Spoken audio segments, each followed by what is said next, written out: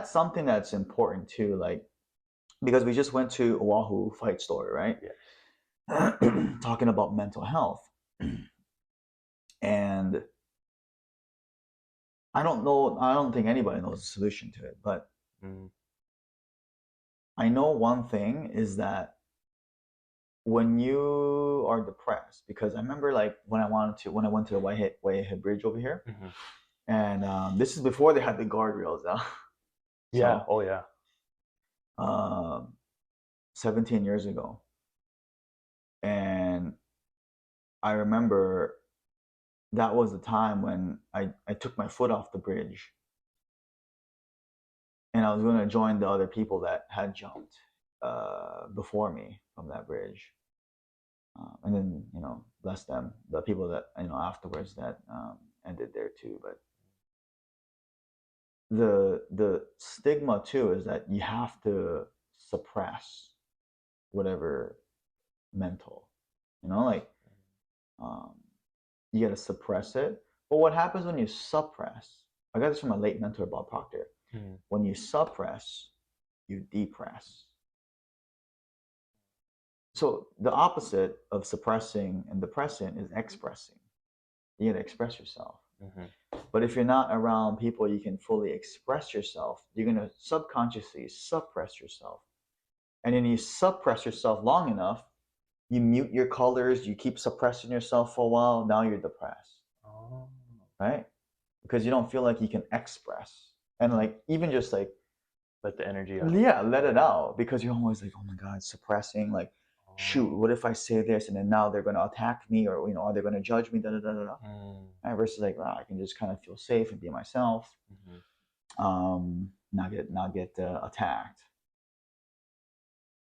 Because the people that need to share whatever they're going through aren't the people that have the super high confidence, right? Like, when I was going through that, or whenever we do go through that, that's when we're usually at our lowest. And so like, of course, on the outside, people say, oh yeah, you guys just gotta speak up, and why didn't you just let us know, right? Yeah. And then kind of like put the blame back on them. And especially if it's kids and teenagers, like the stories we heard of like 12-year-old daughters, and then when the fathers were sharing their story about their daughters taking their life at 12, 14, 16, athletes, different non-athletes and all that. You can't just point the finger back at the child and be like, well, it's the child's fault. She should have spoken. That's not the answer. That doesn't help anybody. And I don't know the answer, but because I lost two friends in suicide. One was a fitness brother. He had his own gym, super successful in California. I met him through the mastermind of Todd Durkin, because we were in a network of gyms. Took his life, 33 years old. 33, good looking, had a good career, been in the industry almost 10 years, and took his life, And then, we have people we know too that did the same. And the crazy part is that it's almost accepted that it happens. Yeah, like that. I'm not saying anyone's worldview or anything like that is, the one, but it is interesting observation. Yeah. I don't know what the answer is, but it's just, I know one thing is we could probably be a little bit more compassionate for each other, what people go through, and not just be like, like if we tell a high school kid, like, oh, you have no idea what we go through as adults, that doesn't help them. Like the language that people use. Yeah.